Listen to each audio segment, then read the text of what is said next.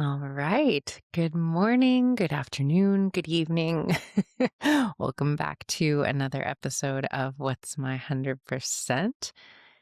It is like 5:30 in the morning on a Saturday morning here in LA as I'm recording this, and I'm jumping in this morning. I feel bright-eyed and wide awake and ready to roll, and yeah, just excited to dive into another topic with you guys. I was looking through some of the questions that were submitted a few weeks ago, and as I was shuffling through them, I was struck by how many of the questions were in the realm of should I stay or should I go relationally, which comes up a lot. I think when I'm working with people individually, but so many of them were sort of in the realm of there's fear that's coming up for me around starting over in a new relationship, how to know if my relationship has expired or is no longer aligned with who I'm becoming.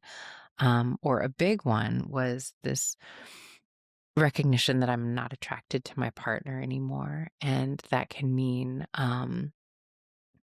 in terms of physical intimacy, but that can also mean I'm not attracted to my partner and the way they are showing up for life and the way that we are interacting with one another. And I know when I sit with couples, that's, some of the latter description of that, just like who this person is. I don't feel attracted to that energy anymore, right? So I want to talk about how we start to have a little bit of a different conversation around the should I stay or should I go dilemma, quandary, and really explore it from the space of, hmm, how would I approach this question if I knew that I were held, if I believed that there's no such thing as mistakes and that every aspect of my life is the curriculum that is teaching me what I'm meant to understand. Now, as I say that, I want to be really clear that when we're talking about marriage and sharing a life with another person, there is commitment, there are vows. Sometimes there are pretty significant variables like children, for instance, and a home and a life that I've built with this other person. And the big and becomes when we are living our lives out of integrity with truth and alignment. It is of my belief system and what I've come to understand about the nature of the universe that that does not come without a cost, right? And that the universe will sort of fight to support us in coming back into alignment with truth. And even as I say the universe, what I mean when I say that is the universe is not separate from us. And so there is a part of me that I believe will orchestrate circumstances, aspects of life's unfolding that will support me in coming back into alignment with the person that I have the potential to become in this lifetime. Um, and we'll talk a little bit more about like what I mean when I say that, but in terms of how we tangibly get into this question and are in this inquiry in a way that I think can be supportive of me staying with myself and knowing how to approach this question of should I stay or should I go. I want to walk you, us through in this episode some of how I might talk to a client about it or some of the things that I think can be useful to think about relationally if I'm sitting with a couple and they're sort of in this exploration, what I would encourage each person to think about, right? So, big breath as we dive into it because, first of all, I want to say if you're in this quandary of should I stay or should I go? And I think people ask me this question a lot, and digress for a moment. I think people ask me this question a lot, certainly because I was in a long term relationship, a long term marriage that I realized, um, my ex and I realized at a certain point was not in alignment with truth anymore. And, what that means as we unpack what is truth, what is alignment can be complex, right? Because I think there can be seasons of our life when a relationship can make sense for various reasons. It can be supportive of a structure and a sense of stability that maybe we believe that we need at a certain point in our life. And it can really be supportive developmentally of some of the things that we maybe were meant to experience, or some of the shadow work and the growing edges and even the differentiation work from ourselves and our family of origin that we are meant to do. Meaning, a lot of times I will say people think that if a relationship ends, that you've wasted all of that time that you spent in that relationship with that other person. And I just don't believe that's true. I think that any relationship dynamic is such rich soil for growth and understanding aspects of ourselves and who we are meant to become, that oftentimes we couldn't have gained outside of that relational container, that specific relational container. And to me, that becomes life is sort of in this dance of orchestrating circumstances that support us in what we are meant to learn, right? So if I collide with a person and for whatever reason I am drawn to them, even if it's from some of my historic pain points or the repetition compulsion of the things that remind me of some of my childhood wounds, it's still the perfect relationship container for me and my growth. And how do I know? Because it's the relationship container that I am currently in and a part of, right?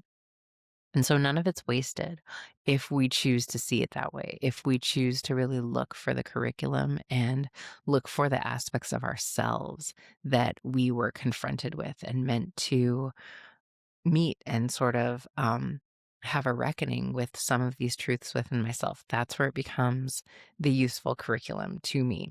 If it becomes a sole focus on this other person and how they didn't meet me in the ways that um, I longed to be met or deserved, and why they were such a problematic person, then I think we really sort of miss the opportunity that life is offering us, the invitation. It's doing a weird thing. Um, we're sort of missing the invitation that life is offering us to learn about ourselves, right? So I think, first of all, the fact that we're asking this question um, of should I stay or should I go, being in that inquiry is really useful information in terms of understanding that life is, from my perspective, sort of giving you an invitation into the world of inquiry, into the individuation process, into some of the spiritual seeking, really. I think when we are in that space of discomfort and that space of something feels off, something doesn't feel true, something doesn't sit right with my soul, we can really make it about that other person and whether or not this relationship is a good fit. And listen, I did that for years. The dance of should I stay or should I go, like for years, for years. Um, and it's okay. What I believe about that now is that is sort of life supporting me in doing that differentiation work of this is what the world, what society, what maybe my family of origin taught me about life and relationships and fulfillment and what I should be doing with my time here in this body. And does that still ring true for me? Did it ever? Can I be in the conscious inquiry and curiosity about that? And so it becomes sort of like, oof, life is inviting me into the space of deeper seeking, right? And if I make it solely about that person, like that person doesn't take out the trash, doesn't do the dishes, all of the way that they chew with their mouth. I don't know. Whatever this person is doing, if I make it solely about them, I want to be so clear. That is where I allow the distraction of relationships to be something that sort of stunts my growth. And I see this a lot. I've been there myself, but relationships, I often say, can be an incredibly convenient place for us to hide out from doing some of the deeper work that life is asking us in terms of our development, our individuation. If we focus on that person and why this is aligned or not, we're sort of in that space of distracting ourselves from what am I meant to learn and understand about myself right now that life is sort of ushering me into, right? So yeah, the fact that you're asking the question is really useful information, but to me, the information is less about whether or not this relationship is an aligned fit or not, and more about what is this inquiry that's coming up for me? What is life asking me to be curious about in terms of who I'm becoming and what type of seeking I might be on the precipice of needing to do, right? So big breath. Again, on that, because that's like a big, like, quest venture. And, I think of it as a really exciting time because I'm off on this quest of getting to know myself in a deeper way, the next level of my becoming. But I also want to name that that can feel daunting and scary. And what might I uncover as I go off on this quest, right? What dragons might I be confronted with that I may have to slay? What historic pain points and worthiness wounds and aspects of my shadow am I going to meet along this path of inquiry and discovery? And I was gonna say some of the times that's why we don't do it most of the time. I think that's why we sort of stay in that space of making it about the other person is because the distraction feels more comfortable, frankly, to our psyche than the really deep space of the hollowed, unknown, dark elements of self and the shadow work that I'm a lot of times avoiding doing by making it about this relationship and this person, right? Um, so there's that, right? And that, I think me even saying that becomes like, oof, you took it layers deeper than I was expecting. And I was just sort of like wanting to talk about the fact that I don't feel attracted to my partner anymore. And I would say certainly. And I think our relationships are always the most sacred mirror pointing us back to ourselves. So, are you attracted to yourself right now? Right? Are you attracted to the life that you are living and the things that you've got going on and um, who you are in your skin and how you are showing up full of life force and vivacious freedom and aliveness and all of these things, right? Because a lot of times, what we've been conditioned to do is believe that I can extract something from someone else that I really don't feel within myself, right? And if I am turned on by myself, if I am turned on by this life, it may or may not be that I am super attracted to my partner. I don't know. But what I often say is, as we become more of the fullest embodiment of ourselves, life will sort of reorganize things to meet who we are becoming. So that relationship will either expand and meet you in the person that you are becoming, or it will change form as it's meant to. But, how do I sort of use the fact that I'm feeling a lack of attraction to my partner as an invitation to get like in that really, really sacred, honest inquiry with myself? Like, how attracted am I feeling to myself? Or am I looking to something external to fill me up with something that I do not believe at this point that I possess within myself, right? But then if we get into sort of the tangible, you know, um, roll up our sleeves work of the relational work, I would be curious with whatever the things are that are coming up around the should I stay, should I go question. Let's go back to the beginning of your relationship dynamic, like real with myself. And what I felt for this person in this relationship dynamic in the beginning, right? Was there an authentic sense of the three components that I always believe a relationship really needs to thrive, which are inspiration, respect, and a shared vision? Did I feel those things initially for and within this relationship, for this person and within this relationship dynamic? And if the answer is no, there's no shade. There's no need to shame myself for what I didn't feel. Maybe it was like, I don't know, we were dating for a while, hooking up, and the natural trajectory of how things played out. Eventually, we just decided we'd been dating for a while and it was time to get married or, move on with our lives. And so we got married, right? many, many, many, many people's truth and story, and so there's I don't wanna say there's nothing wrong with that, it's not about wrong or right, it's just that's a very culturally conditioned norm within relationships that frankly there's not a ton of consciousness that we bring into the decision around the why of getting married. It's just like sort of the natural progression, the relationship ladder that we're taught of how things should sort of go. And so we'll find ourselves following that progression and in the next step of marriage, not really thinking about, but why is this someone I want to share my life with? Certainly will feel like I love this person, but um, why do I love them? And a lot of times, if we're sort of stemming from the space of attachment, it's because of how this person makes me feel, how this person fills me up with certain things, right? And that is actually not about them and who they are within themselves and how you respect this other soul. And as we get older, as we grow and mature and change, as we all inevitably will, if it's not so much about my experience of this other person, but more about the safety and containment and attachment, um, then I am going to develop into someone where some of those things just don't feel as aligned as they used to, right?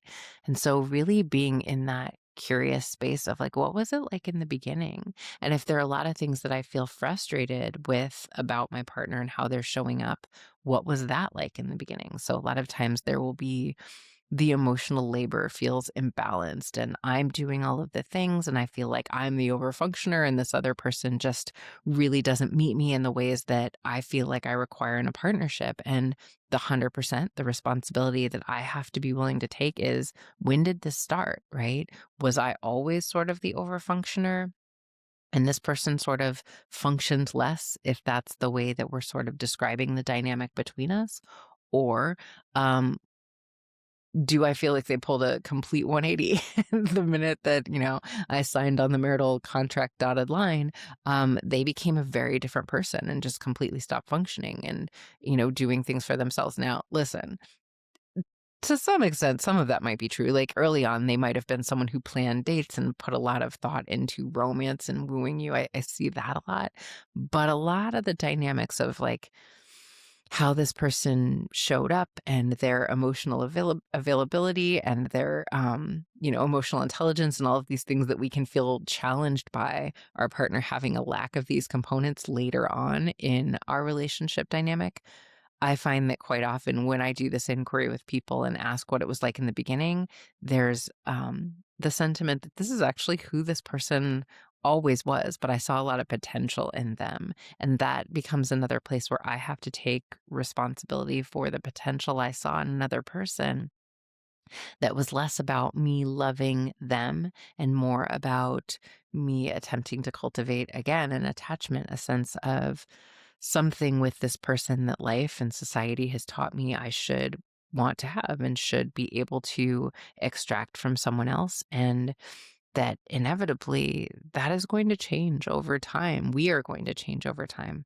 And I think there's so much about what is important for us to normalize in our society is just that we will change and we will evolve.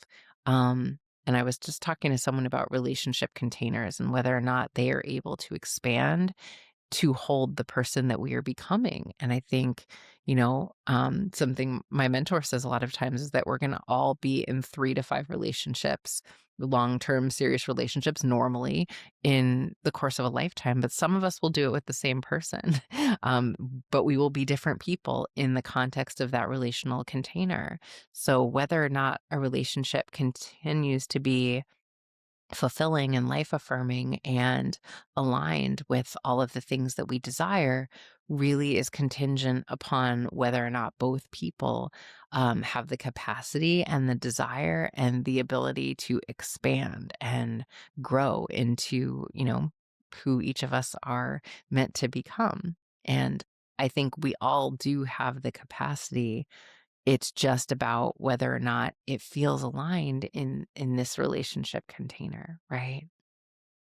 Um, and so I'm in this space of just owning, the places that maybe I did what I knew how to do based on what I learned in society. And I'm feeling really challenged still because the person that I chose maybe 10 years ago, 20 years ago, even is not necessarily what I would choose or desire for myself and my life in a relationship dynamic today. Right now, what I want to name is that, we get to live a life that is beyond our wildest dreams. I said what I said. What we don't get to do is sort of decide how and when and what it looks like for another person to be on board with that life with us.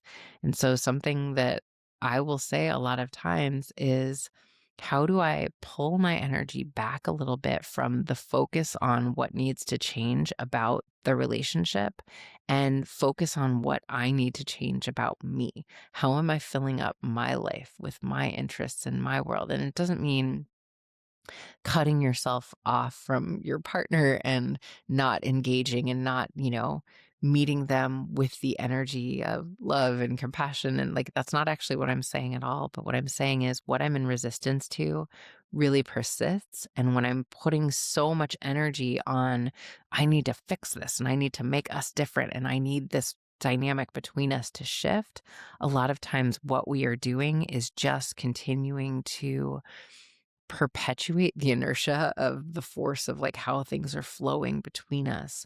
Whereas if I shift my focus and my energy into something that makes me feel alive and excited, and that might be, um, I don't know, like I had a friend that just started doing stand-up comedy, and it was so beautiful to listen to her talk about this dream that she's had to do stand-up comedy for all of these years. And she's like taking a class and going for it and doing this showcase with her classmates. And it's just like bringing all of this life force into her world. And it was like magnetic listening to her talk about it. I was like, yes, queen, I love this. It's amazing. And I think there's something about when I do something like that and bring the focus back to cultivating my own aliveness and not attempting to extract it from my relationship, that's one of those places where my partner will either be um, excited and magnetized by what I am experiencing and sharing and doing and becoming, or it will become threatening to the partnership in a way that will become information for both of us and maybe lead to some challenging conversations that, and this is another thing, I got to be willing to have, right? So some of that aspects, those aspects of I don't feel attracted to my partner, maybe with support around how to speak to that with grace and love and integrity. But like some of the things that come up, we've got to start to build our capacity to say the thing, to have the challenging conversations and let the chips fall where they will in terms of the fallout from that. So if I feel like I have not been attracted to my partner for a very long time, how do I sort of find ways to speak to, you know, that it feels like there's a lack of eros and attraction between us, and we've really sort of become like roommates and not like with a blame or a shame of my partner. And sometimes we need support with language for how to do that, right? And so that could be working with someone that can support us or me in having that conversation with my partner. But some of this thing is like we need to allow life to unfold a little bit. And a part of that becomes being willing to have the challenging conversations, saying the hard things, and staying with ourselves as we say the thing. And knowing that I will always be here for me, right? I become the consistent. And so that is where we move into the space of releasing the outcome, not focusing on just maintaining the attachment at all costs, but allowing ourselves to really believe in the fact that we will be held no matter what, right? Um, but I often say, and I think it's important to name that wherever we are with things, I always say we're ready to be done when we're ready to be done. And so I think it's really important for us to not shame ourselves for where we are, but sort of say, like, this is where I am right now. It feels really difficult for me to even conceive of letting this relationship dynamic go. Um, and that's okay because it's not at all like, and I don't even think it's like a decision that I make. I think it's sort of like life makes things clear when it is clear. Like I know what to do when it is time. And that's sort of that divine spark of inspiration and knowing that still small voice within comes in so clearly with an indication of what my next steps are when I trust in that and when I sort of surrender the outcome and allow life to show me my next steps, right? And so I think that's true of these types of should I stay, should I go decisions as well.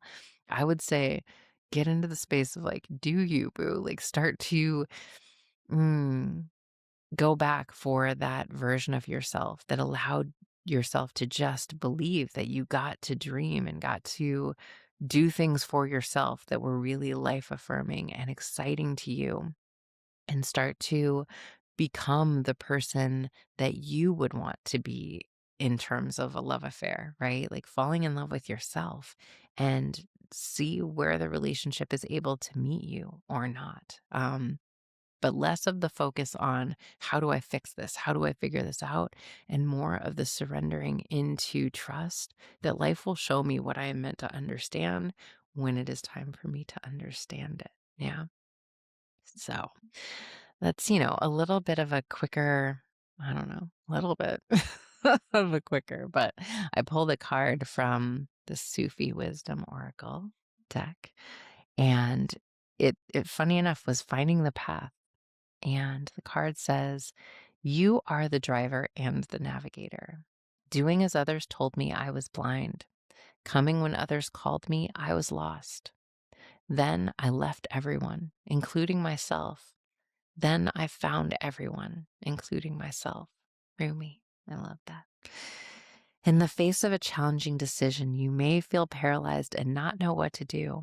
It might be fear that keeps you from finding your way, or you block stress may block, your ability to seek higher guidance. You may doubt your own ability and question the wisdom of your restless mind. Rumi comes with a message for you to guard against others trying to influence you. By staying centered in your heart, you can align with your deeper essence. This can be a magical moment to take a step toward creating the life that is right for you. The heart seeks solutions through love and opens the mystery of divine perception. You learn to trust a wisdom that is already yours. If you turn to your rational mind, you will be relying on a resource of limited vision. Dear one, your deeper instincts are often the right ones.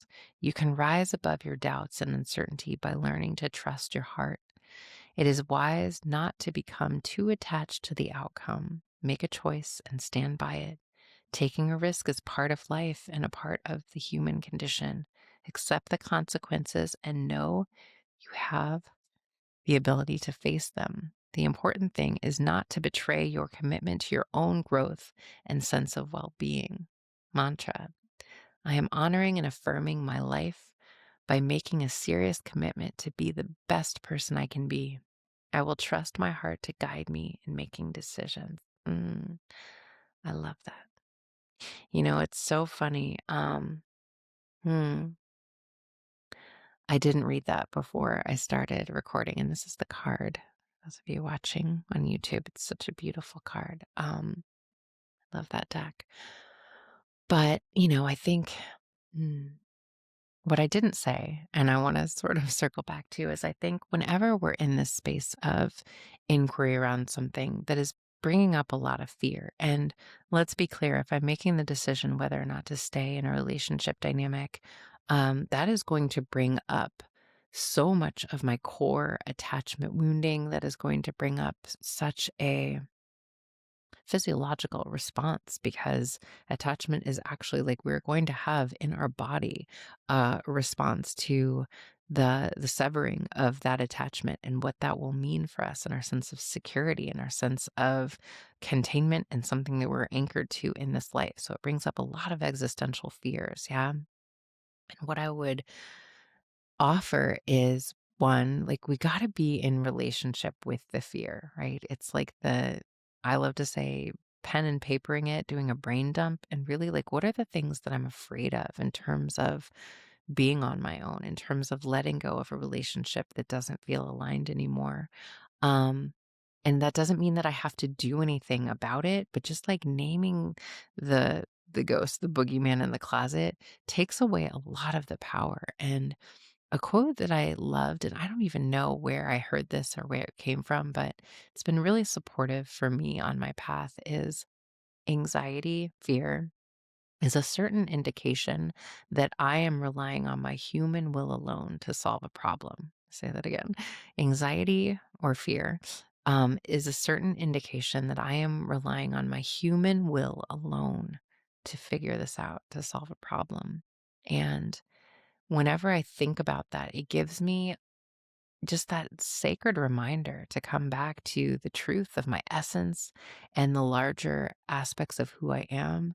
And how do I sort of evoke some of the divine support into this inquiry, this conundrum that I'm sitting with, and really the soul's path that is beyond just who I am in this human incarnation, but the understanding of just that all of this, no matter what, is a part of my soul's curriculum, a part of what I came to understand, but also that I will be held in whatever outcome. And that if I am meant to be in this relationship dynamic with this person, saying the things, speaking the truths, coming into deeper layers of intimacy, um, I can't ruin what is meant for me. I can't destroy a relationship by speaking truth. If that's sort of the fragile ground that this fragile foundation, excuse me, that this relationship is built upon, then that's sort of building my relationship on a house of sand, and that's not sustainable. And so I think just really honoring how we want to like reparent ourselves through the process of no matter what, I will be here. But I can't betray myself by not honoring that there's something in me that is asking for my attention, right? There's some inquiry and longing of my soul for deeper truth and alignment and understanding. And I got to come into right relationship with that in whatever way feels true for me right now, right? And so, yeah, just big love on even being in the space of that inquiry, even being brave enough. Because trust me, even allowing yourself to ask the question, to be in the questioning of it is brave. Many people sort of live in a agitated state of resentment and, you know, making everyone else around them the problem and not really being in the, mm, is this true? Am I living in truth, right? What else could be true other than this if this doesn't feel true and aligned, right? And it doesn't mean I need to know. It just means that some part of me is drawing me towards deeper seeking and spiritual work and inquiry and knowing myself a little bit more intimately. And to me, that is always the most beautiful, sacred invitation of our lifetime. So excited for you if that's where you are. Yeah. Um, and if that's where you are and you feel like you would like some support on that path, I want to tell you about a couple things I have coming up that could hopefully be supportive of you in that inquiry. So, if you're currently in a relationship and not necessarily in the space of should I stay or should I go, but just wanting my relationship dynamic to be as aligned with truth and sovereignty and expansive life force energy as possible, I'm doing my first couples intensive online April 14th through June 9th. It's going to be on Tuesdays for 8 weeks. And I priced it at $16.99 for the couple so that it's something that is accessible, hopefully, to as many couples as are aligned with joining me. But, you know, that becomes like something that I feel really passionate about is I think relationships can be the most beautiful, life affirming, supportive space for all that we as a collective are attempting to build and become. And it's not always like people think I'm always like, leave the relationship if it's not aligned. No, I think it is very important for us to feel like I am in integrity no matter what. Because especially when we're bringing in the conversation around some of those other variables, children, the way that we have to feel good about how we did our part and left this in integrity, if that is the decision that I'm going to make. I think it becomes really important that we have the tools to sort of do that thing of leaving with grace and alignment and integrity with who we want to be, right? So that is going to be called Sovereign Couples Intensive. I'll put the link in the show notes if you are interested in joining me for that. And then the other thing that I'm super excited about is someone who's been just such an inspiration of my path and the way that he is showing up in the world and supportive with his community and just all the things and the talks that he gives is Joel Cross. I'm sure some of you have heard me talk about him before. He's been on the podcast with me and is just such a beautiful force in the world. And Joel and I are going to join forces at Kripalu, one of my favorite learning centers. And that's May 17th through 21st. So if you're on the East Coast or able to get to the East Coast at Kripalu, that is also just like a really accessible space. It's a little bit longer than the weekend intensives I've done at Kripalu. So I'm excited for that. But this is going to be for everyone, whether you're partnered, unpartnered, living your best life and whatever it is. It's sort of this meeting of, hmm, the masculine and feminine within and without. And I'm hoping, and our intention and desire is that we have an opportunity to come together as men, women, humans, and just relate to one another in ways that our society has really created a lot of distortions around us believing that it is possible for us to meet one another in our shared humanity, feel authentic connection, and just experience some fun and learning and all the things. So if you're interested in spending some time with Joel and I at Kripalu, that's going to be May 17th through 21st, and I'm super excited about that. I'll put that in the show notes as well. But just holding you in my heart wherever you are, whoever you are, around this thing that we're doing of attempting to love ourselves well so that the love that we feel within can just be emanated out into the world around us. I know that is like the most sacred work that we are all doing in this lifetime. Thank you for your commitment to doing that work. I think it is how we change the world by creating the ripple of that love force energy, right? So thank you again for joining me for an episode of What's My 100%. I will see you again soon.